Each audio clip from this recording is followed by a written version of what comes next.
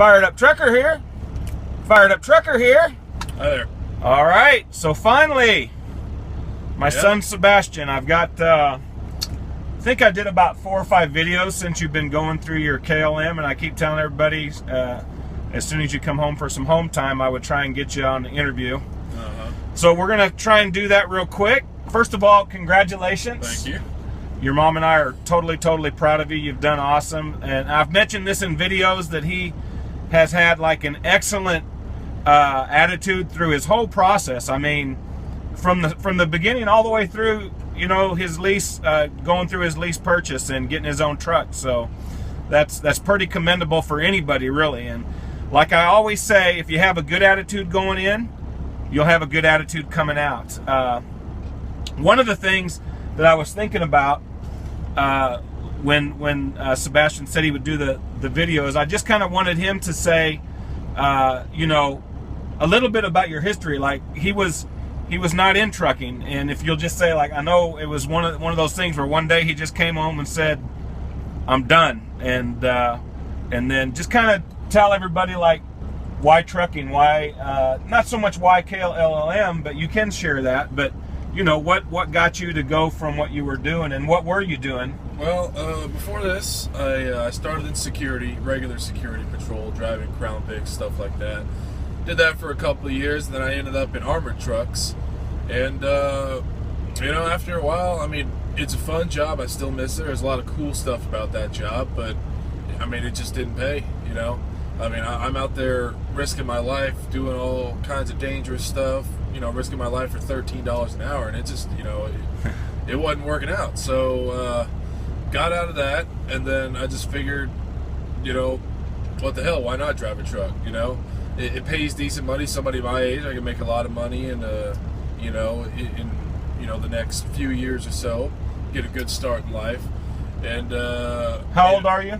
23. 23 years old, folks, and we're sitting in his truck right now, lease purchase with KLM, so you can do it. If you got the right mindset, you can get out there and do it.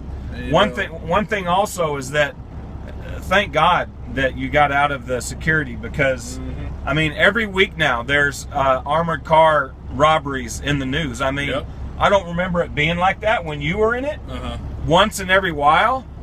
But now it's like every week there's something. So. Well, I mean, a lot of it you don't hear about too. You know, Houston was a real hotbed for armored truck robberies, and you just don't hear about it much. So, you know, when I got out of it, I thought, you know, what else can I do? You know,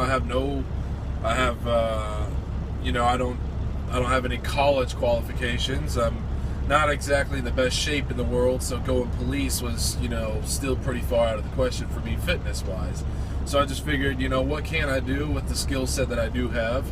And trucking was the way to go. You know, Jim here had always been talking about going into trucking, and he was always looking at KLM because they had the best lease purchase program of pretty much anybody in the industry that I could find. I mean, Tamara, Miss Diva Trucker, you know, I was following her very closely, and the only reason, you know, things happen for a reason. I believe that for sure.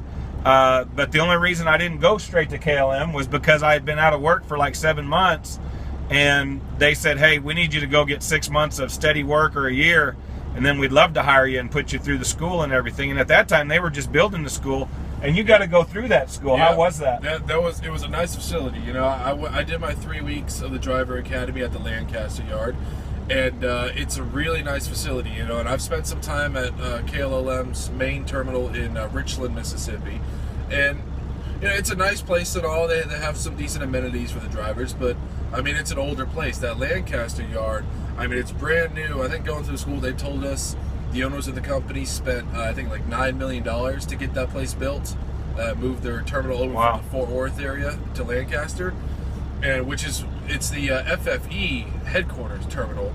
They just kind of merged KLLM into it, and I mean, they got dorm rooms on the second level where the students stay that are going through the academy. That's wild. I mean, instead of staying in the rink-dink motels, right? Yeah, a full cafeteria. You know, if you're going through the academy, those meals are free. You get 3 meals a day: breakfast, lunch, and dinner, all completely free. The backing range is nice. You know, it's all. I was able to see it when we took your What did we take out there for you? Some mail or something one day. His mom and I went out there to drop some mail or something to him, and number one, before you even pull into the yard, you see the KLM University or whatever you want to call it, and it's brand spanking new. I mean, it's really, really sharp looking. And that day I was able to see trucks going around on the backing range and doing their maneuvers and stuff. So that's good. Backing range. I got about, anywhere from 6 to 8 trucks out there at a time for the students. And then, so if you had to rate your experience from the beginning to end with KLM, even straight through the lease purchase, on a scale of 1 to 10, what would you give them? About a 7 or 8. I mean, overall, it was a good experience.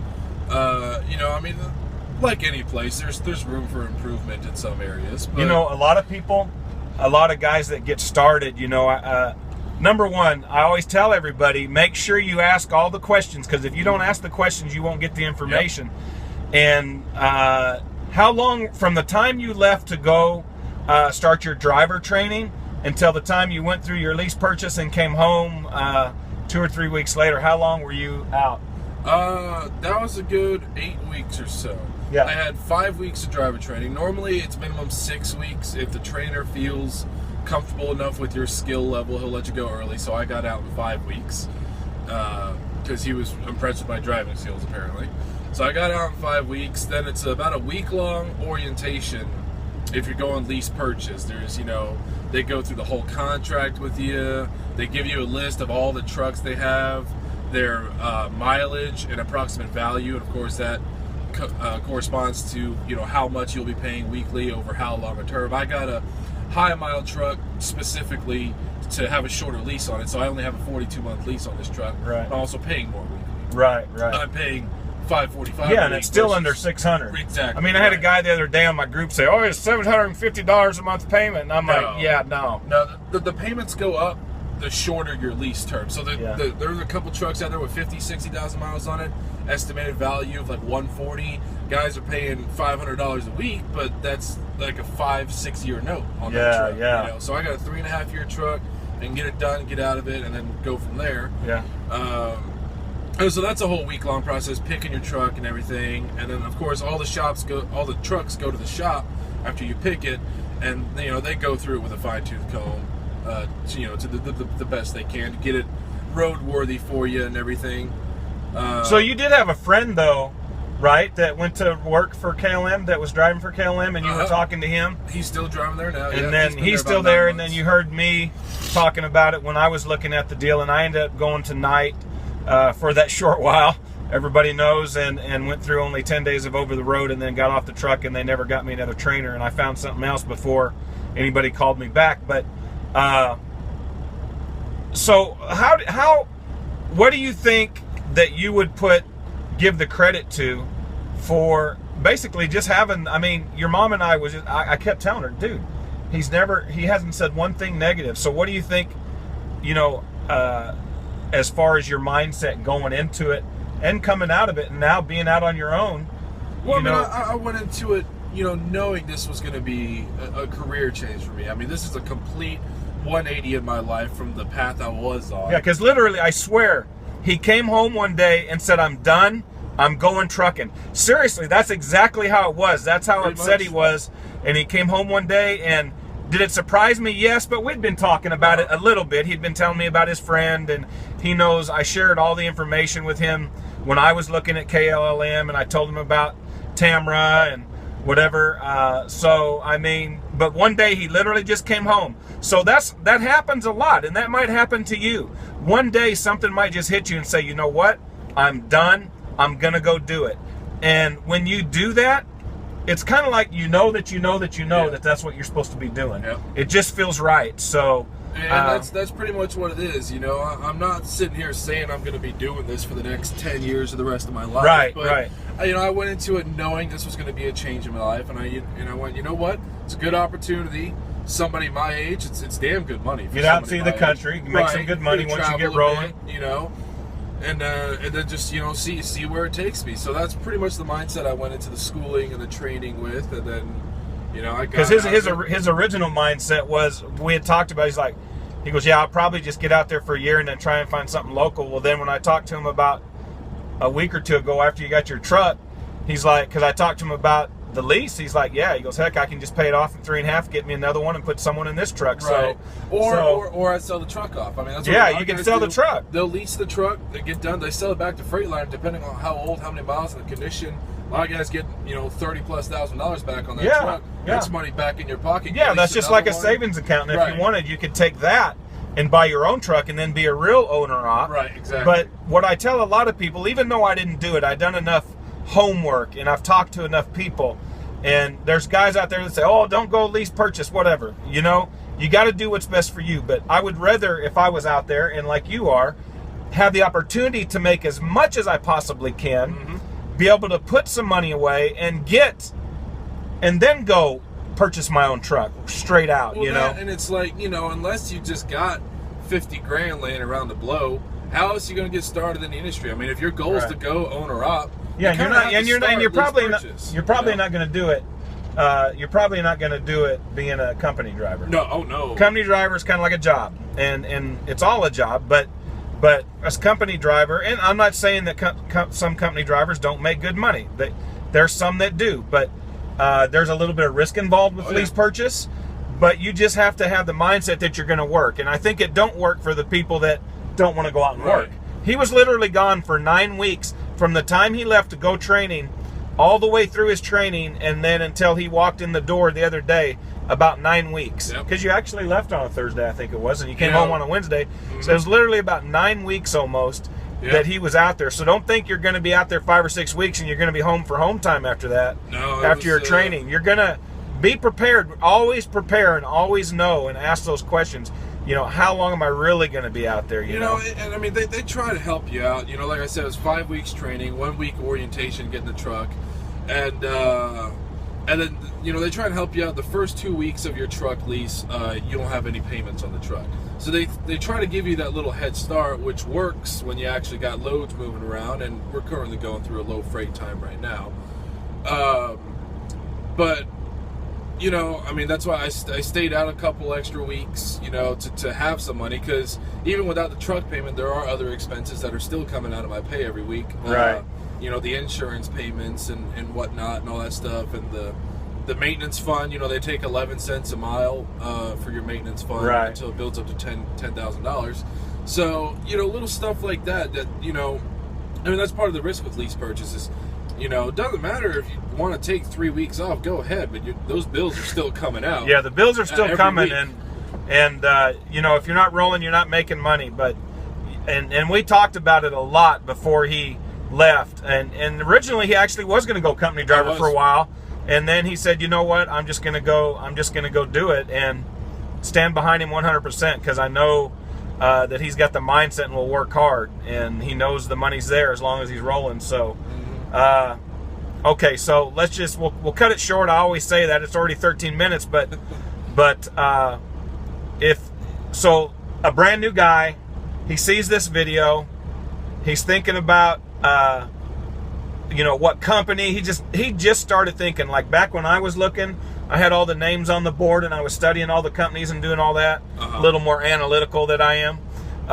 What would be a top tip that you would give someone, and do you have would you recommend them the KLM, and would you have like a recruiter name or something that you would have them? Would you recommend them to your recruiter, or what should they do?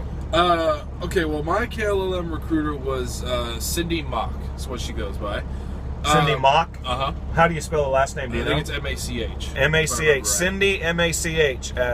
Was she in Lancaster? Yeah, she was Lancaster. She was at the Lancaster, Texas terminal. Okay. And Lancaster's got, I think 6 or 8 recruiters they cycle through. So, you call in, they just, depends who you get, you get assigned that recruiter.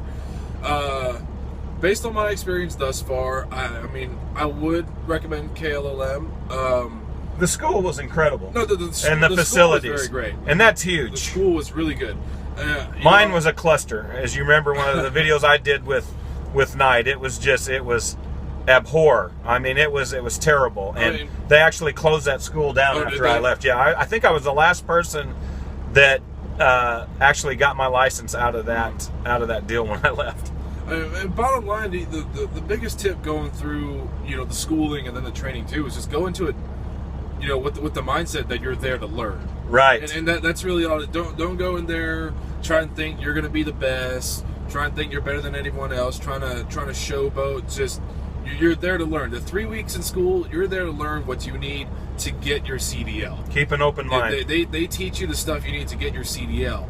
Then you learn real trucking once you get out on the road with your trainer. Right. That's when you learn real truck driving. And was that a cakewalk, or did you have a little bit that you had to really put up with while you were going through it? It was a little bit. I mean, some of it was my trainer on a personal level, right? And the rest of it was, you know, going from school truck driving to actual truck driving. Right. And I'm talking stuff like in the school, you know, they hammer into you straight line backing and parallel parking. Yeah. And that's just because that's what you need to get your license. And what's the first thing your trainer tells you when you get in the truck with him? Forget everything you learned in the school. Same thing happened to me. Same thing happened to me. You know, going through school the whole time, the instructors are like, let me tell you, when you get on your trainer's truck, he's going to tell you to forget all the stuff in school. Right. We hate when they say that because we're teaching you useful stuff. But let me tell you, I mean, that's really you true. kind of put it all together, but you have to.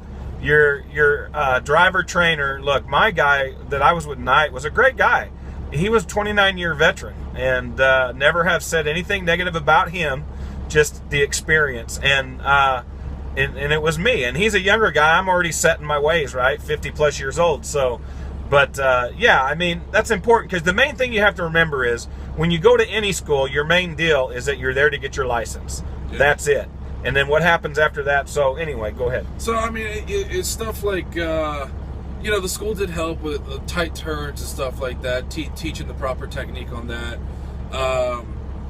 You know, but getting back, you know, getting on the road for real, it's, you know, like alley docking, 45s and 90s. I mean, there's really none of that at the school because, right. You know, DPS doesn't require you know that. They're just teaching you straight line and parallel. They're teaching you what you need in order to pass your test. Right, exactly. Yeah. And then, you know, other stuff too is like, you know, going through the school, they told us never do, you know, button hook or jug handle turns. Right. They say because, you know, one, they say that's explicitly that's illegal. They say don't do button hooks and, you know, all that kind of stuff. But then towards the end of my training, we get messages on the Qualcomm that say they've been having a lot of new, you know, fresh trainees that are failing the driving test because they can't do button hooks. Uh-huh. And we're like, okay, so button hooks are part of your upgrade driving test, but the school tells you never do button hooks. So that was the kind of thing where it's just like, you know, what exactly do they want here?